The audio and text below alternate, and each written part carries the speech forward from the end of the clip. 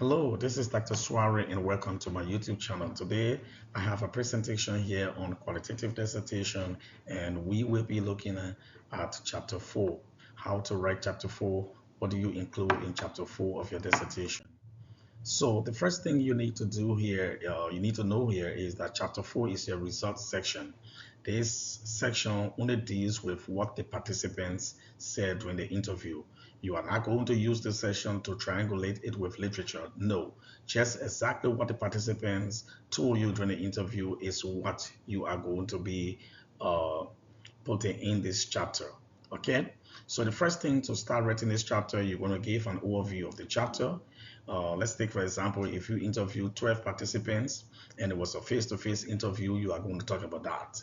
And you're going to say maybe the 12 participants included African immigrants or Caucasians, maybe with type 2 diabetes or cancer in the location, maybe let's say the Twin Cities or it's in Iowa or wherever your interview was done. Okay, he said this chapter also entails a discussion of the key themes that emerged from the data analysis process during the research study. And then you know that you already have your teams because you have already done your data analysis. You are going to list your teams in this section, all the teams. So let's say, for example, you're going to take team one and list it in a paragraph. You can do A and put parentheses around it, and then put team one, and then you go command team two, and just like that. So list it up in the paragraph until you list all the teams. All right, stay with chapter 4. The next session we want to talk about is the participants demographics. So with the participant demographics, this session presents the characteristics of the participants who agree to be in this interview. All right. During the data collection process, uh, you could say I interview 5 females and 6 males. So you're going to talk about how many males and females you interview during the uh, uh, research study. All right. Also, you're going to talk about your sampling methods, the type of sampling method that you use. Did you use purposive sampling or you use snowball sampling? Now, so once you are done with that part of it, you come here, you have to create an APA table with your demographics. So you're going to list all the participants with their gender, the age group, the education level, and designations. So this is how you create APA table with your demographics. As you can see here, I have it here. So if you don't know how to do this, I have a video among my videos on YouTube here. You can go there and look for how to create APA table in Microsoft Word. So example, now when you are done with the table and you place the table in chapter 4, under the table you have to start talking about each of the participants. You have to give a little information about each of the participants that you interview. Let's take, for example, we have Cole here. We say she's married, she's a mother of 4 children. You talk about her master's degree, in the area of specialization, health and human services, and then she works as a case manager in the Twin Cities. She also does catering. She loves to cater for people. She does catering for weddings, repasts and other things. She has a great wealth of experience when it comes to preparing sumptuous meals, for different occasions. So these are some of the things you are going to include when you are talking about the participant. So let's say participant two here is a little different. Uh, Antoinette is divorced. She's a divorced mother of 2 beautiful children. She was diagnosed with diabetes. Since then, she has been managing her diabetes. Uh, Antoinette is one person who keeps her doctor's appointments. Even though her diabetes has not been perfect, she still is determined to work with her providers to reach her goals. So you want to give these kind of descriptions in the paper about each participant. You're going to talk about them like that, but you are not going to include information for people out there to know the specific person you are talking about. They have to be anonymous. That's where the confidentiality comes in.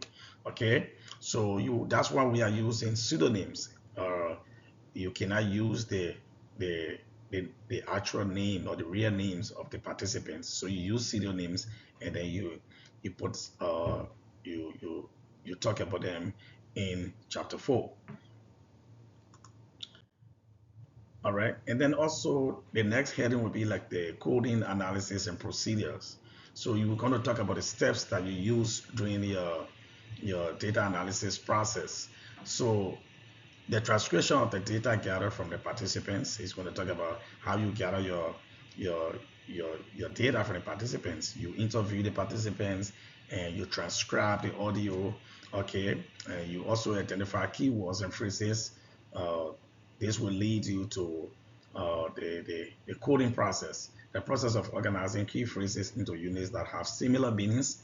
So you talk about that, and then once you have similar codes, then you'll be able to create your teams. So you are going to talk about how you started your data analysis, or when you interview, you transcribe, and then you got your transcripts, and then your transcripts you read it and you edited the transcripts, and you were able to put your transcripts into the data analysis software, and then from there uh, you went through the coding process and then created your teams.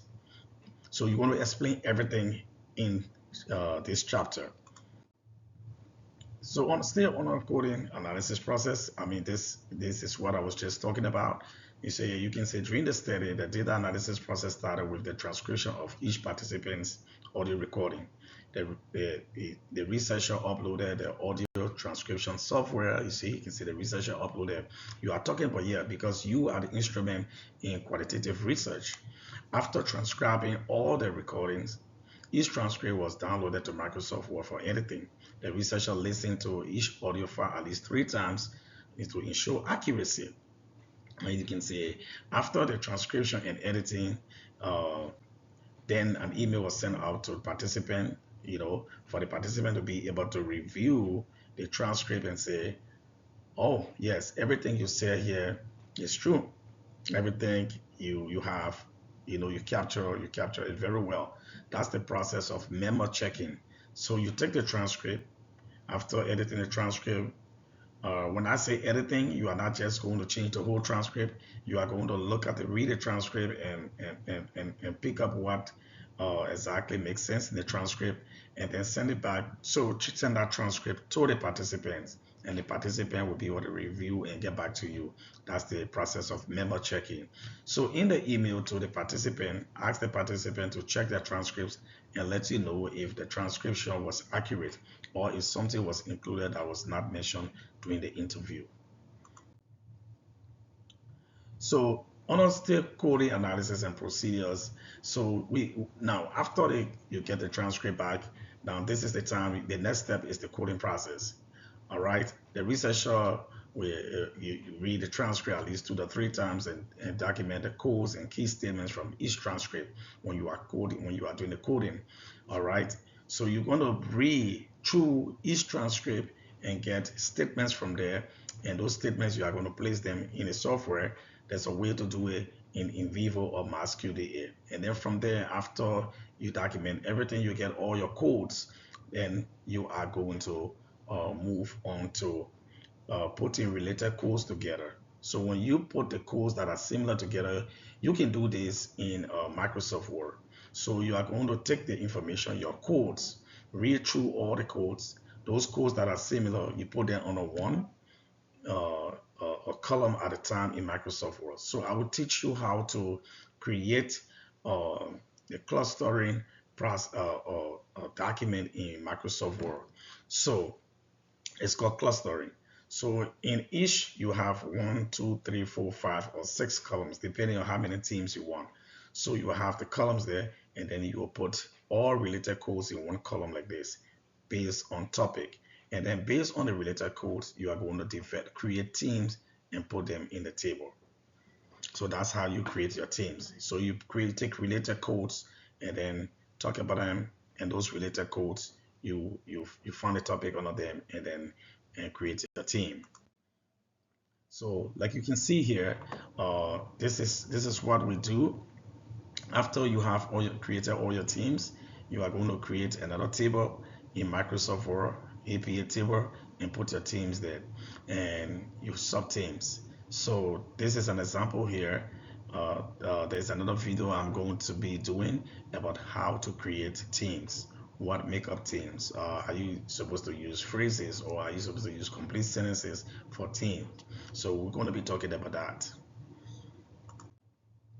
Now, so the next heading will be presentation of your findings. The presentation of your findings, you already have your teams, and then you come under this heading, you are going to put team one, team two, team three, team four, team five in Microsoft Word. So under each team, you're going to have an introduction of the team. You're going to talk about the team, you give an overview of that team, and then you talk about the details of the team.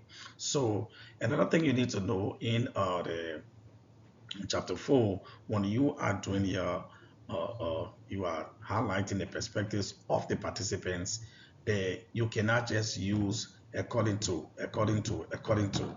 you have phrases that you can use. You can say Sarah mentioned, Paul said, David added, Patricia explained, or Joe narrated.